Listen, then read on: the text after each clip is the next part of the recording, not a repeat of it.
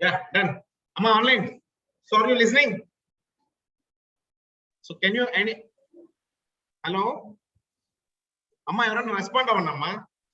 Yes, sir. Yeah, good. Thank you. Sorry. Our first concept is federalism in India. So does anyone know what is meant by federalism? Relationship between can I call, okay, very good, good answer. Can I call federalism means federal units? Federal units? Yes, మీరు ఏదైతే చెప్తున్నారో it was very good. Okay, just listen my word. Can I call federalism a federal unit? Federalism is also known as federal units. Yes. Now, federal units in the sense all the 28 states in the country consider as one unit. 28 units simply known as federal units. So federalism, federal units. So it is the greatest, thickest, dearest, closest bond between the central government and state government. The relationship between the central and the state government. So that's why this Rajya Sabha got created. So Rajya Sabha lo evaru untaru? Participation of states. Ante kadandi. So there was one concept called in your Indian polity, center-state relations. Center-state relations. Okay. For example, nowadays in this era, in this generation, I'll take some kind of examples. Our examples enti ante GST. So andariki telusu. CGST ante direct ga central ki pay chesti. SGST ante IGST ante అర్థమైపోయిందా? అక్కడ relationship అనేది వచ్చేసిందా?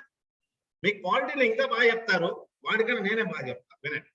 Okay, so federalism అనేది simple గా relationship between the central and the state. For example, North America is there, South America is there, United States. అర్థమవుతుందా? The states considered as a federal units. North America, South America, there are lots of states are there, but in each and every state, a state ki visit avvalanna, you must have visa. Yes, am I right? Em Santosh? Ante kada? But in India, why? Why not in India? Very good. Clap it. Yes. America అనేది dual citizenship. అర్థమవుతుందా? Entire north అమెరికాకు మొత్తం ఒక citizenship ఉంటుంది. అదే విధంగా each and every state got a single citizenship. But in India probably మొత్తం the whole thing ఏంటి అంటే సింగిల్ సిటిజన్షిప్ అన్నమాట. Article 2 of your Indian constitution. Indian polity చాలా బాగుంటుందండి, ఎక్సలెంట్ గా ఉంటుంది. మీకు అందించారా చెప్తాడు, నేనే చెప్దాం అనుకున్నా, బట్ నాకన్నా అతను ఇంకా బాగా చూస్తాను. ఎస్, చాలా బాగా చెప్తాడు. Even some concepts I had listen from him, I was shocked literally. చాలా బాగా చెప్తారు, మీకు ఎక్సలెంట్ గా చెప్తారు. ఓకే, సో ఇక్కడ federalism in India means the combination of central and the state. అర్థమవుతుందా? మనం ఇంకా నాట్ ఓన్లీ జిఎస్టి, ఇంకొక దాన్ని కూడా ఎగ్జాంపుల్ గా చెప్పుకోవచ్చు. Chief secretariat of all the states. Chief secretariat ని ఎవరు పంపిస్తారు? సెంట్రల్ పంపిస్తారు, అవునా కదా? ప్రతి చీఫ్ మినిస్టర్ కింద ఒక చీఫ్ సెక్రటరీ ఉంటాడు కదా, చీఫ్ సెక్రటరీ అంటారు. సిఎస్ ఎవరు పంపిస్తుంది? సెంట్రల్. ప్రతి గవర్నమెంట్, ప్రతి స్టేట్ కి ఒక గవర్నర్ ఉంటాడు. ఎవరు పంపిస్తారు? Central government. ఎందుకు పంపిస్తారు? He act as a relationship between the centre and the state. అర్థమవుతుందా? సో ఇక్కడ ఫెడరలిజం అనే దానికి మీకు మీనింగ్ చూడండి ఎంత బాగుంది. కోఆపరేషన్, అర్థమవుతుందా? Excellent thing. అదే కాకుండా మీకు ఇంకొక కాన్సెప్ట్ కూడా ఉంది ఇండియన్ పాలిటిక్స్. ఏంటంటే ఇంటర్ స్టేట్ రిలేషన్స్ కూడా ఉంది. State to state, Andhra Pradesh and Telangana, 2 Telugu states, అంతే కదా? We are having some kind of cooperation between the Telangana. Next Tamil Nadu, Andhra and Tamil Nadu are the thickest, dearest, bloodest, ఇంకేమైనా మంచి friends. We are AP and Tamil Nadu. Cinema, Telugu cinema industry పుట్టిందే Tamil Nadu. Lots of relations. Okay, so ఇక్కడ యుఎస్ఏకి dual citizenship, ఇండియాకి single citizenship. అర్థమవుతుందా? Centre లో central government అనేది ఉంటుంది. From that central government one prime minister is there. He can direct each and everything. And one finance minister is there. Okay, తనే budget అనేది, entire country budget అనేది తనే ఇస్తుంది. అర్థమవుతుందా? అన్ని స్టేట్స్ కి కలిపి బడ్జెట్ అనేది తనే ఇస్తుంది. Finance commission, finance ministry, GST, CS, governor. అర్థమవుతుందా? Lots of central sponsored schemes, flagship programmes కొన్ని ఉన్నాయి. Pradhan Mantri Rozgar Yojana, Pradhan Mantri rural employment, ICDS, integrated child development. అర్థమవుతుందా? Sarva Shiksha Abhiyan, Udan, Beti Bachao Beti పढ़ाओ,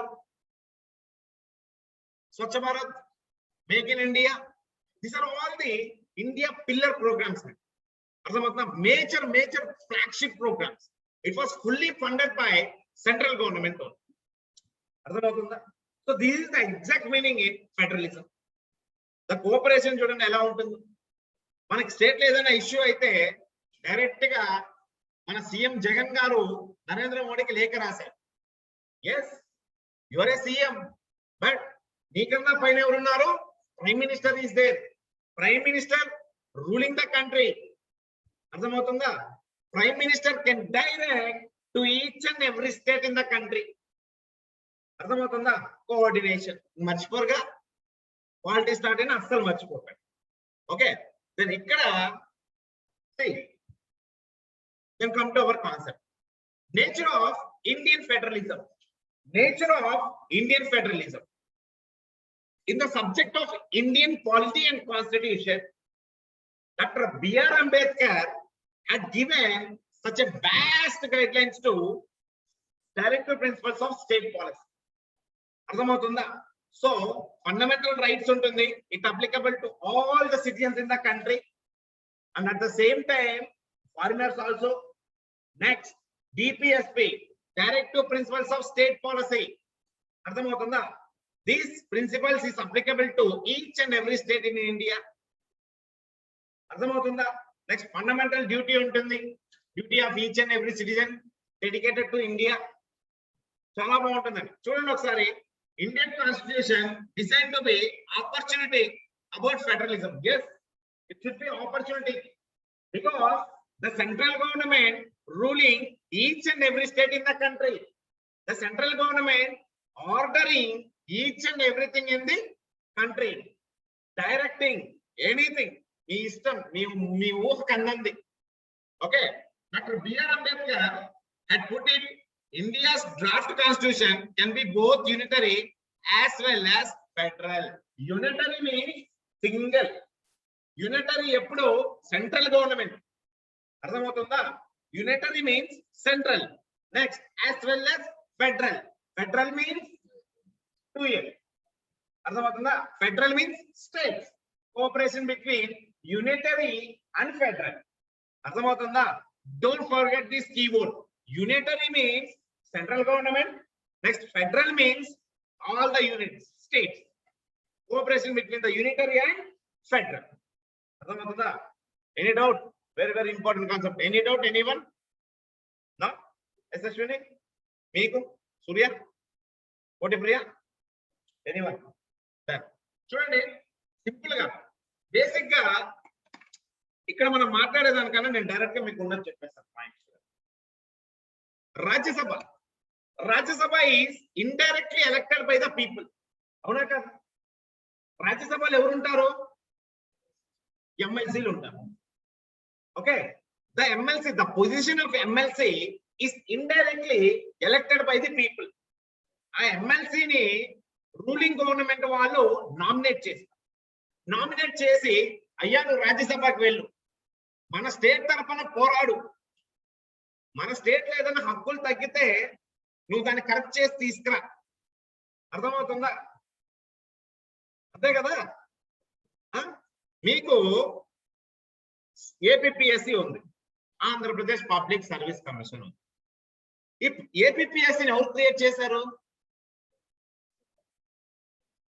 state government create చేసింది. స్టేట్ గవర్నమెంట్ క్రియేట్ చేయడానికి పర్మిషన్ ఎవరు ఇచ్చారు?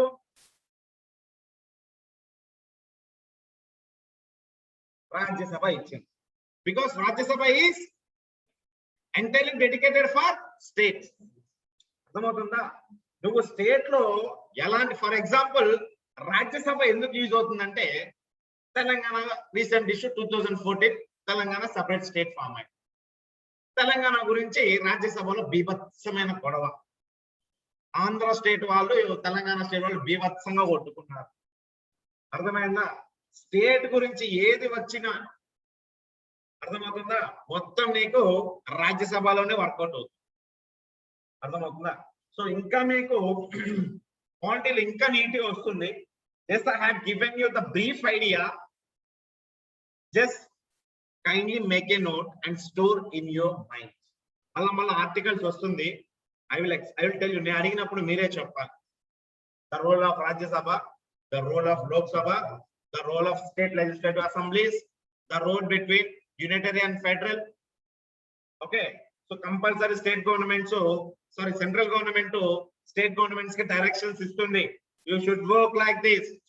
GST, example GST, Aadhaar, one nation one grid program, one nation one product. మనం మాట్లాడుకున్నాం previous current affairs లో. ఏం Surya? Very good. One district one product. Central గవర్నమెంటే కదండి, మ్యూచువల్ కోఆపరేషనే కదా. ఓకే, సో ఇంకా డెప్త్ గా మీకు పాలిటీలో వస్తుంది. సో ఇక్కడ వరకు అయితే సింపుల్ గా ఇదే మీనింగ్ మొత్తం. ఓకే, ఒకసారి ట్రై చేయండి, చదువుతారు. నెక్స్ట్ ఇక్కడ చూడండి, challenges to Indian federalism. Very very very very important. Very very important. Main question కూడా వచ్చింది పైన. Challenges to India's federalism. Regionalism or love for one's area despite India's traditional success. ఇక్కడ my state is Andhra. నేను తెలుగు మాట్లాడతా. నాకు తెలుగు అంటే పిచ్చి, నాకు తెలుగు అంటే పైత్యం, నాకు తెలుగు అంటే అభిమానం, నాకు తెలుగు అంటే బ్లడ్. అంతే కదా? ఎవరి స్టేట్ అనేది వాడికి గొప్ప. సిక్కు వాళ్ళకి పంజాబ్ అనేది గొప్ప. అదే విధంగా తమిళనాడు వాళ్ళకి తమిళ పీపుల్ కి తమిళనాడు ఈజ్ ద, అంతే కదా? సో ఇక్కడ ఎవరి స్టేట్ వాళ్ళకి స్వార్థం, ఎవరి స్టేట్ వాళ్ళకి లవ్, ఎవరి స్టేట్ వాళ్ళకి మోజు. అర్థమవుతుందా? కోటి ప్రియని అడిగామంటే ఎవరు కోటేస్తామా అంటే తమిళనాడు సార్ అంటారు సింపుల్ గా. అంతే కదమ్మా? Yes, she loves Tamil Nadu. అర్థమైందా? ఇంకా ఎవరైనా ఇక్కడ తెలంగాణలో ఉంటే నువ్వు ఏపీ కేసో టిఎస్ వేస్తావు అంటే టిఎస్ అంటారు. స్వార్థం. అర్థమైందా? 28 స్టేట్స్ ఉన్నాయి. Almost all 28 states are there in India. Okay, each and every state is having a different kind of cultures, a different kind of languages. అర్థమవుతుందా? Different kinds of traditions. So that's why incredible India, diverse India. Okay, super కదండి India. ఎక్కడ ప్రపంచంలో ఏ దేశమైనా చూసారా ఇలా? United states ఉంది, మన సూర్య చెప్పినట్టు states ఉన్నాయి సార్, డ్యూయల్ సిటిజన్షిప్ అన్నాడు. అక్కడ ఏదన్నా డిఫరెంట్ కల్చర్, డిఫరెంట్ ట్రెడిషన్స్ ఏమన్నా డిడ్ యూ అబ్జర్వ్? నా ఓన్లీ ఇన్ ఇండియా మీరే చూసారు. అర్థమవుతుందా? మన నేషనల్ అంతం ఒకటే, మన వందే మాత్రం ఒకటే. Our flag is one, but in USA different states having different kinds of flags. So that is India. Diversified culture, diversified traditions, lots of caste groups, lots of tribes, lots of traditional dresses. So on the day of Republic parade, if you can observe, okay, every state ఒక్కొక్క kind of tradition ని display చేస్తూ వెళ్తుంది. Every year on Jan 26 నేను చాలా సార్లు చూశాను, కొట్టుకున్న టికెట్ల కోసం నేనే. సూపర్ గా ఉంటుంది. ఆంధ్రప్రదేశ్ నుంచి వన్ కైండ్ ఆఫ్ ట్రెడిషన్, ఒక పరేడ్ పోతుంది, ఒక వెహికల్ పోతుంది. లేపాక్షి చూపించారు ఈసారి, అర్థమవుతుందా? తెలంగాణ ఇంకొకటి చూపించాడు, ఉత్తరాఖండ్ వాళ్ళు వాళ్ళ ట్రెడిషన్ వేలో ఇంకొకటి చూపించారు, అర్థమవుతుందా? కేరళ వాళ్ళు ఇంకొకటి చూపించారు. మన దాంట్లో కూడా అవార్డ్స్ అండ్ రివార్డ్స్. ఓకే, చూడండి, మీకే అన్ని తెలుసు, no need to explain. Next చూడండి, ఇక్కడ there has been growing tensions among the center and the states over the authority in the matters existing the 3 lists in the 7th schedule. So ఇక్కడ schedules అనేవి కొన్ని ఉన్నాయి Indian polity. Schedule 1, Schedule 2, Schedule 3, Schedule 4, Schedule 5, 6, 7, 8, 9, 10. Anti defection law Schedule 10. అర్థమవుతుందా? ఇక్కడ 7th schedule అని ఉంటుంది. దాంట్లో మీకు 3 సబ్జెక్ట్స్ ఉంటాయి, 3 లిస్టులు ఉంటాయి. స్టేట్ లిస్ట్ ఒకటి, సెంట్రల్ లిస్ట్ ఒకటి, కన్కరెంట్ లిస్ట్. అర్థమవుతుందా? స్టేట్ లిస్ట్ లో స్టేట్ ఐటమ్స్ అన్ని ఉంటాయి, సెంట్రల్ లో సెంట్రల్ ఐటమ్స్ ఉంటాయి, కన్కరెంట్ లో 2 కలిపి ఉంటాయి. అర్థమవుతుందా? సో ఇలాంటివి ఏవి ఇంకా మీరు డెప్త్ గా పాలిటీ స్టార్ట్ అయినప్పుడు చూస్తాం. Okay, just remember the knowledge. Next, the Finance Commission devolution scheme for taxes is also seen as reducing the tax share of the states and more financial burden for the states. Yes, we already discussed the Finance Commission presently budgeting before the Parliament. Okay, whatever the tax and the share was written in that document is me state enta share ivali, pakka state enta share ivali. అర్థమవుతుందా? So for example, Andhra ఉంది, capital లేదు, తెలంగాణ ఉంది, capital is there, Hyderabad is there.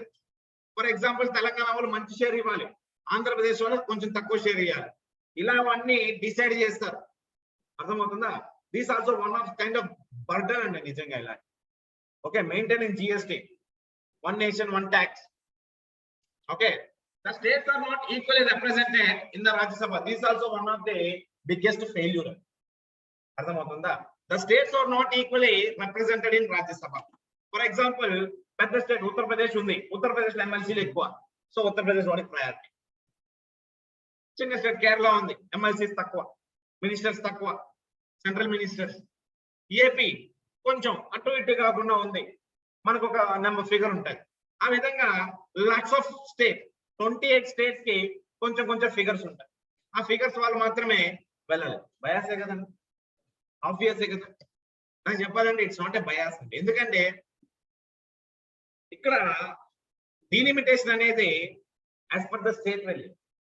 So we discuss the delimitation commission, గుర్తుందా? Delimitation commission boundaries అని as per delimitation. Okay, మనకి MLC seats కూడా ఆ figure కూడా అలానే ఇస్తారు. So that's why the states are not equally represented in the Rajya Sabha. Okay, next, this is the article అండి. Okay, so అర్థమైందా? దీంట్లో ఏమన్నా డౌట్స్ ఏమన్నా ఉన్నాయి? Any doubts? Abhilasha, Manasa, anyone, Surya, clear? అర్థమైందా? yes. So the next concept is oil spill in Gulf of Mexico. ఎక్కడుందండి Gulf of Mexico? Where it is? North America, South America? North అమెరికాకి South అమెరికాకి. Okay, so బానే ఉంది. What is mean by Gulf?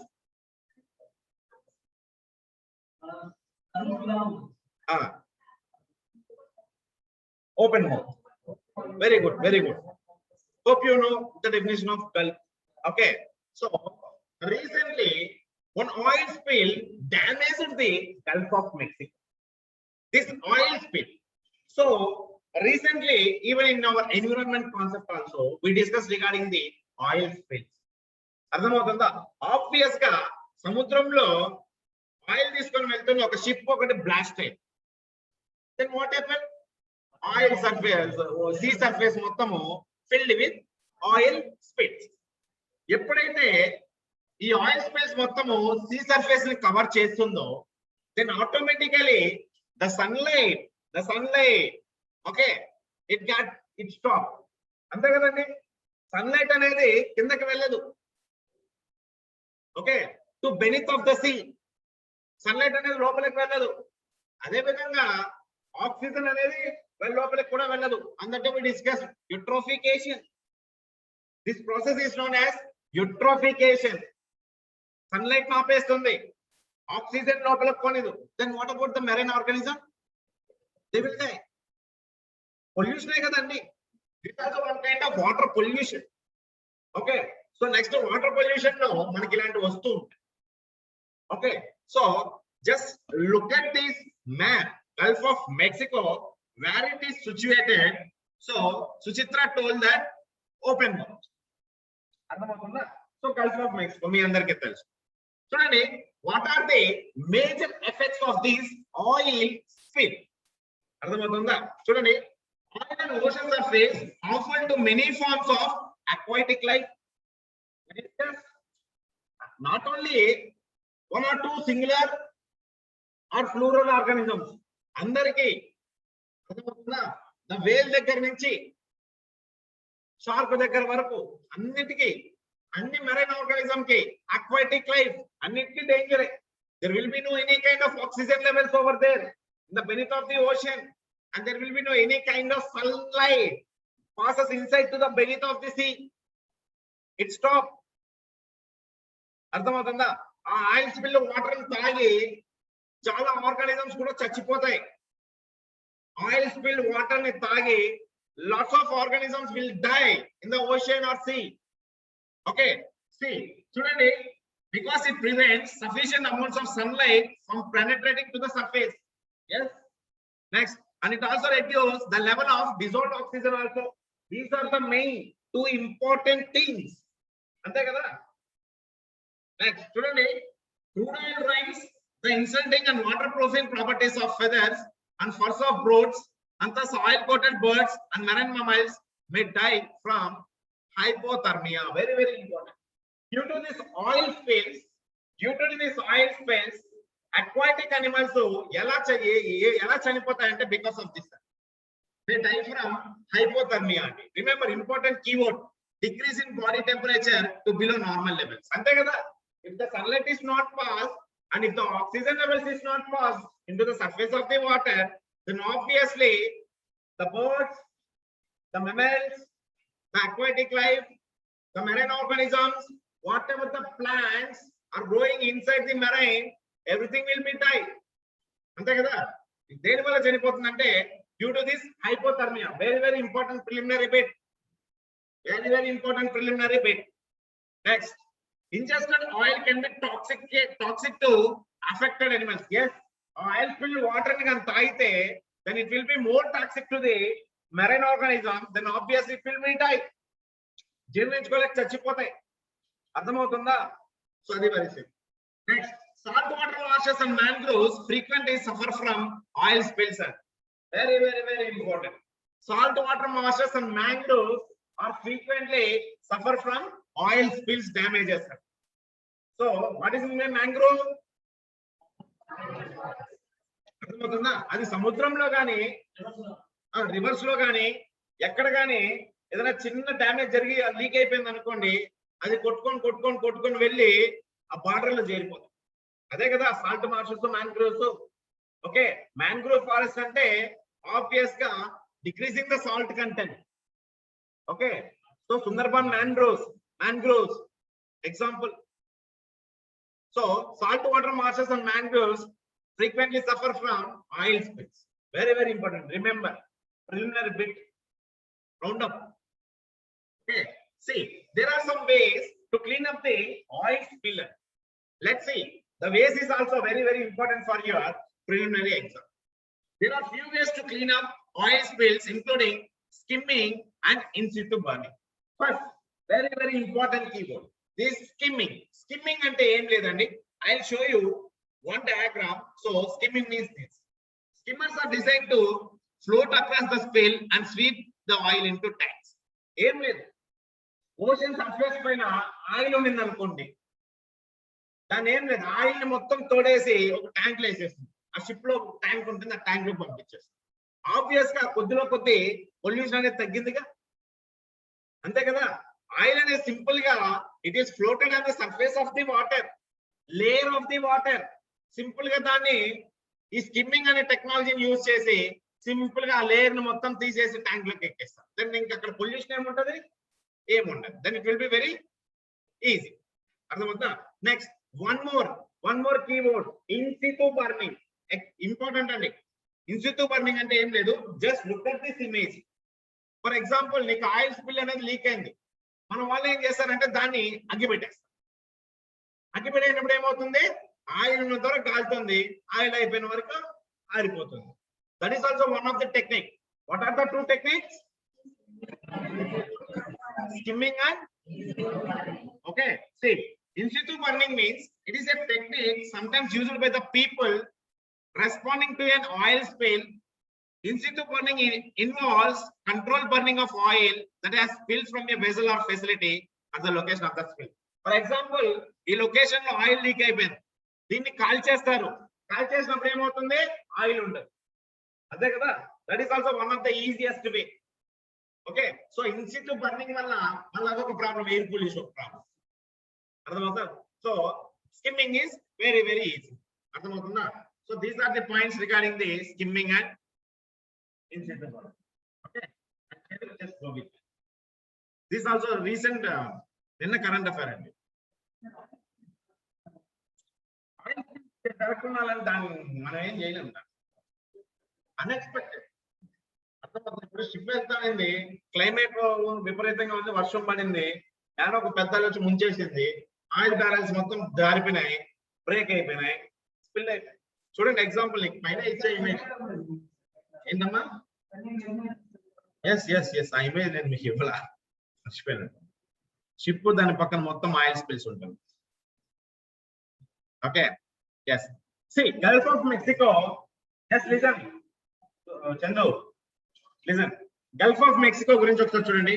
Largest gulf in the world.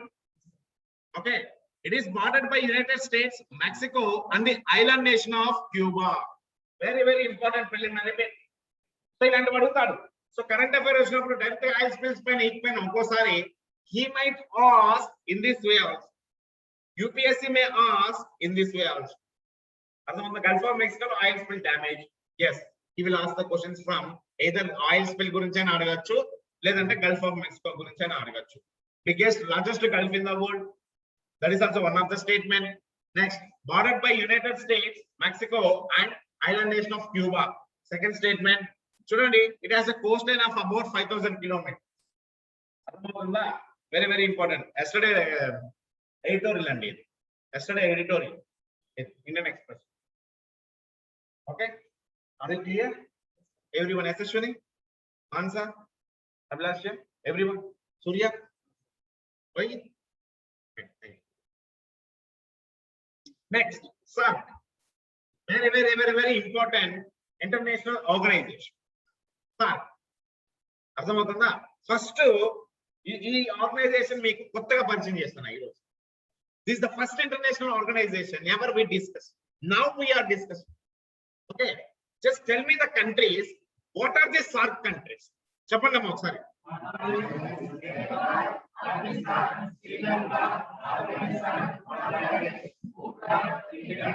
Okay, so countries అయితే చెప్పారు. ఈ countries మొత్తం దాని యొక్క రీజన్ స్పెసిఫికేషన్ ఏమైనా చెప్తారా? సౌత్ ఈస్ట్, అంతే కదా. South east Asia. ఈ కంట్రీస్ చాలా important for all kinds of competitive exams. Okay, so these 8 countries are very important for your all kinds of competitive exam, maybe UPSC, Group 1, Group 2, CDS, whatever it is. Okay, what are the 8 countries ante?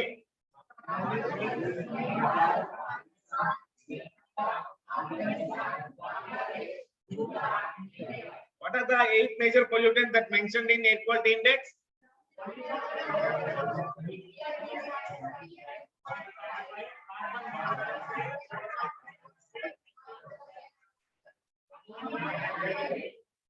ఒకసారి అందరూ కలిసి correct గా చెప్పండి.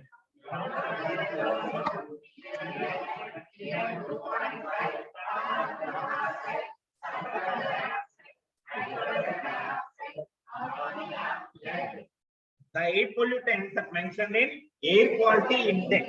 అర్థమవుతుందా? So what are the 8 SAARC countries?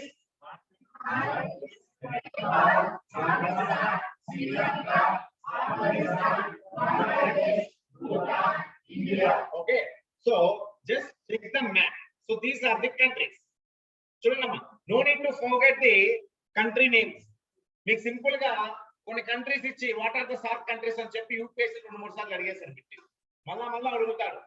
Very very important SAARC. Okay, just observe the map of SAARC. చూడండమ్మా. So east side వచ్చి నేపాల్, భూటాన్, బంగ్లాదేశ్, కింద శ్రీలంక, పైన పాకిస్తాన్, ఆఫ్ఘనిస్తాన్, మాల్దీవ్స్, ఇండియా. అర్థమవుతుందా? SAARC very very important international organisation. Okay, చూడండి. సో జస్ట్ నేను మీకు ఇది పరిచయం చేస్తున్నా అంతే. SAARC చూడండి. SAARC means చదవండమ్మా.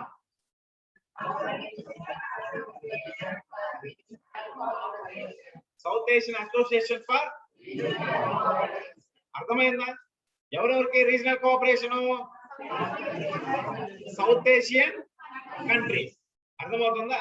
సింపుల్ గా రీజనల్ కోఆపరేషన్ అని చెప్పాను, కానీ నవడేస్ మేబీ అంతే అయితే నేను అబ్జర్వ్ చేయలేదు. So before in the year 2016, 2017 అప్పుడైతే ఫ్రీ ట్రేడ్ అగ్రిమెంట్స్ అనేవి కొన్ని కంట్రీస్ చేసుకున్నాయి. ఫ్రీ ట్రేడ్ అగ్రిమెంట్స్ అంటే ఎక్స్పోర్ట్ డ్యూటీ, ఇంపోర్ట్ డ్యూటీ ఉండవు. ఎక్స్పోర్ట్ డ్యూటీ అనేది ఉండదు. రీసెంట్ గా ఇఫ్ యూ అబ్జర్వ్, విజయ్ ఒక ఫారిన్ నుంచి కార్ తెప్పించుకోవాలి, హైకోర్టు వద్దని, తమిళనాడు హైకోర్టు విన్నారా? విజయ్, యాక్టర్ విజయ్, తలపతి విజయ్, ఎస్, అర్థమైందా? ట్యాక్స్ కట్టమంచు. ఆ ట్యాక్స్ ఎంత అవుతుంది? దాదాపు కార్ రేట్ కన్నా డబుల్ అవుతుంది. సో దట్స్ వై వద్దని చెప్పి. సో అలాంటి ఎక్స్పోర్ట్ ట్రేడ్స్ అంటారు, ఫ్రీ ట్రేడ్ అగ్రిమెంట్స్ అంటారు. అర్థమవుతుంది? అలాగా ఎక్స్పోర్ట్స్ ఏవైతే ఐటమ్స్ ఉంటాయో దానికి చాలా తక్కువ కట్టుకోవచ్చు. అర్థమవుతుందా? అంత హెవీగా కాకుండా, ఇప్పుడు ఫర్ ఎగ్జాంపుల్ SAARC లో ఇండియా మెంబర్, అదే విధంగా ఆఫ్ఘనిస్తాన్ మెంబర్. సో ఇండియాలో నుంచి ఆఫ్ఘనిస్తాన్ కి కార్ తీసుకున్నాను, నువ్వు కంపల్సరీ ఎక్స్పోర్ట్ డ్యూటీ అనేది కట్టాలి, అంతే కదా?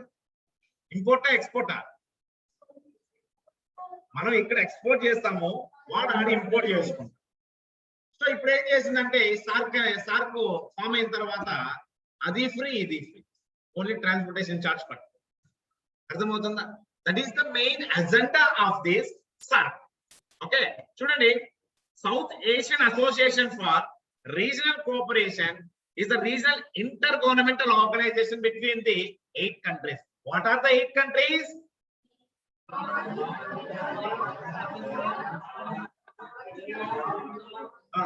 అర్థమైందా? చూడండి. SAARC was founded in Dhaka. SAARC was founded in Dhaka in the year 1985. The secretary is based in Kathmandu, Nepal. అర్థమవుతుందా? ఇండియా SAARC లో మెంబర్ మాత్రం. కానీ ఇప్పుడు SAARC కంట్రీస్ మొత్తం ఇండియాని చూసి భయపడతారు. ఎందుకంటే ఇండియా స్టేజ్కి వచ్చేసింది. ఇండియా డైరెక్షన్ ఇచ్చే స్టేజ్కి వచ్చింది. ఇండియా ఏది చెప్తే all these SAARC countries except Pakistan తప్ప మిగతా వాళ్ళందరూ వింటున్నారు, మన మాట వింటున్నారు. అర్థమవుతుందా? ఎవరైనా వినకపోతే ఆబ్వియస్ గా మంది రూల్ చేసే పొజిషన్ వచ్చింది, వాని పీక్ ఆడదారేస్తాం SAARC లో. ఓకే, చూడండి. The organisation promotes important theme అండి, listen, development of economic and regional integration. అర్థమవుతుందా? What is the main agenda of this SAARC? And అర్థమవుతుందా? రీజనల్ ఎవరెవరికి ఫ్రెండ్షిప్ అంతా కలిసికట్టుగా. Okay, SAARC maintains permanent diplomatic relations at the United Nations. So you people know United Nations organization. అర్థమవుతుందా? SAARC అనేది ఎప్పుడు కానీ United nations లో ఒక ఫ్రెండ్ గా ఉంటుంది. SAARC కంట్రీస్ 8 ఉన్నాయి. ఈ 8 కంట్రీస్ తో కలిపి యునైటెడ్ నేషన్ తో ఒక చాలా ఫ్రెండ్లీగా ఉంది. So that's what it was saying. What ever the directions given by the United nation, SAARC will accept. Okay, whatever the directions given by SAARC to United Nation must and should accept. అర్థమవుతుందా?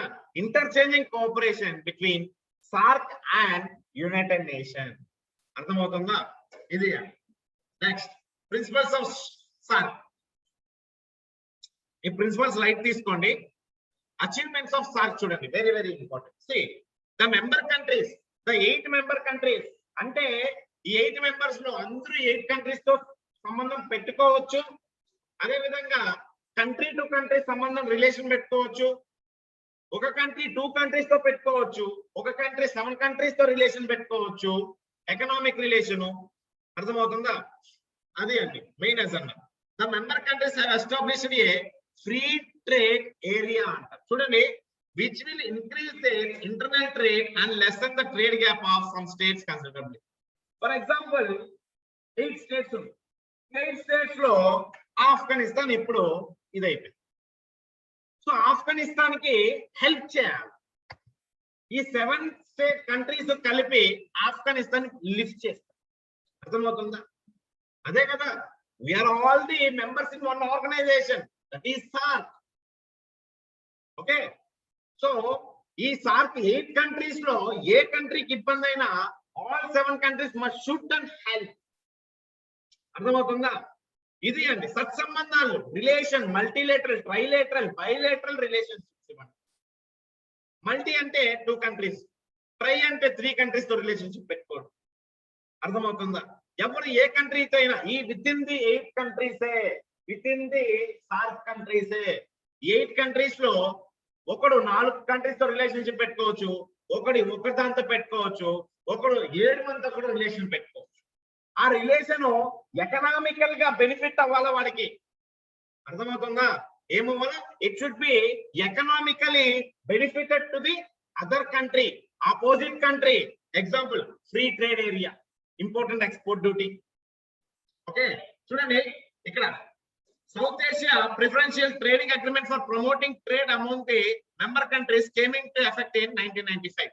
This free trade agreement introduced by the SAARC in the year 1995 నుంచి free trade agreement ని follow అవుతున్నాం. అర్థమైందా? A free trade agreement confine to goods but excluding all services like information technology. Goods అన్నిటికీ free trade agreement ఉంది except information technology తప్ప. Okay, agreement was signed to reduce custom duties of all traded goods to 0 by the year 2016. 2016 లో మీకు ఎక్కువగా news చూసారంటే SAARC అని చెప్పండి. ఎందుకంటే ఈ 8 కంట్రీస్ తో India got lots of relationship, very friendly relationship, except Pakistan తో తప్ప. సో వీళ్ళందరికీ ఎక్స్పోర్ట్ ఇంపోర్ట్ చేసినా కానీ దానికి ఏముండదు, 0, ఒక ట్రాన్స్పోర్టేషన్ చార్జ్ తప్ప. అర్థమైందా మీకు? ఇంకా ఇండియన్ ఎకానమీ ఇంకా బాగా వస్తుంది. Okay, so this is the thing. చూడండి, SAARC agreement on trading services following the GATS general agreement on trading services. ఇవంతా లైట్ తీసుకోండి, మీకు ఇండియన్ ఎకానమీ అయిన తర్వాత మీకు ఇది అర్థం. ఓకే, జస్ట్ నో SAARC ఏంటి, మెయిన్ రోల్ ఏంటి, so what is the main agenda when it is established, so what is the main aim. అర్థమవుతుందా? Any doubt? Right, good. So there was issues also. ఆ issues కూడా important, ఒకసారి చూద్దాం. One of the major hurdles in the way of cooperation among the SAARC members is the mistrust, mutual security perceptions and hostility. 8 countries ఉన్నాయి SAARC లో. So Bhutan, Bangladesh, Sri Lanka, India, Afghanistan, Pakistan, Maldives. Pakistan ని India నమ్మదు. That is known as mistrust. Pakistan, India number. That is also one of the misconception. అర్థమవుతుందా? Mistrust. అదే విధంగా India Pakistan కి మన శత్రువులు, ఎప్పుడు యుద్ధం వస్తుందో మనకు తెలియదు. That is also one of the biggest hurdle issues related to this organization. Next, relationship with Pakistan remains India's biggest diplomatic and security challenge. అర్థమవుతుందా అందరికి? Hope everyone got understood. Okay, చూడండి, another most important cause of SAR, okay, failure is that fear of India's hegemonic role in the region. అర్థమైందా? నీ తలరాత, నీ 7 కంట్రీలు తలరాత రాసేదే India. అర్థమవుతుందా? ఇంకా 2-3 సంవత్సరాల్లో యుఎస్ని దాటేస్తుంది India. Now India is the super power. Okay, so US ని దొక్కేస్తుంది. ఒక్కసారి నరేంద్ర మోడీ గవర్నమెంట్ గాని వస్తే సెంట్రల్ లో యుఎస్ కనపడదు. India is supreme power. అదే విధంగానే all the 7 countries must and should listen the whatever the vote given by India. అర్థమైందా? 7 కంట్రీస్ సచ్చినట్టు ఇండియా మాట వినాల్సిందే. ఓకే, సో ఇక్కడ ఎవరు పెద్ద దేశము, ఎకనామికల్ గా ఎవరున్నారు బాగా? ఇండియా. అర్థమైంది? That is also one of the issue. అంటే ఇక్కడ మేజర్ గా సార్క్ అంటే ప్రతి కంట్రీ ఈక్వల్ అని అర్థం, బట్ ఇక్కడ ఇండియా అనేది మీరు ఆలోచించు. That is also one of the issue. Next, SAARC members are financially, economically not very much developed. For example, Afghanistan is also one of the SAARC country, member of the SAARC. So financial ga, economical ga, technical ga growth లేదు. అర్థమైంది? నేను మీకు ఒకటి చెప్పాను, ఏదైనా growth లేకపోతే ఇవన్నీ uplift చేయాలని చెప్పేసి. Okay, that is also one of the failure. Okay, so way forward children. Any doubts up to now? Everyone, anyone? Yes.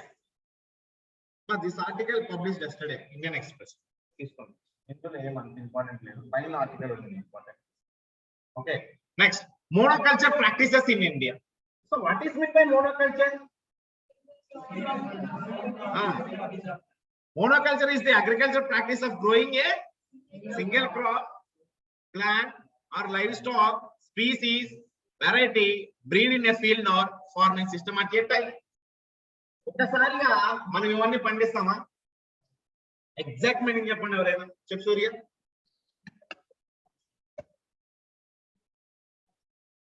Continuity production అవ్వాలి అంటే ఒక ల్యాండ్ లో సింగిల్ గా ఒకే రకమైన పంట వేస్తూనే పోతుంది. దానివల్ల మైనర్ బ్లండర్ మిస్టేక్ ఏంటంటే soil fertility. Very good, excellent.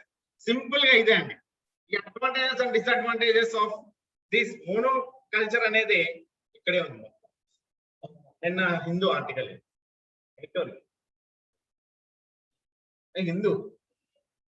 Hindu అమ్మ హిందూ. ఓకే, సో మీ అందరికి మోనోకల్చర్ గురించి తెలుసు కాబట్టి నేను డాక్యుమెంట్ షేర్ చేస్తాను, నీట్ గా వెళ్ళండి, చదివేస్తాను. Don't intake videos. Aim level. Okay, any doubt? That's all for today. So take leave, enjoy. Happy Vinayak Chaturthi. Andarki జ్ఞానాలు విజ్ఞానాలు అందరికి రావాలని చెప్పి I bless you. Okay, thank you online.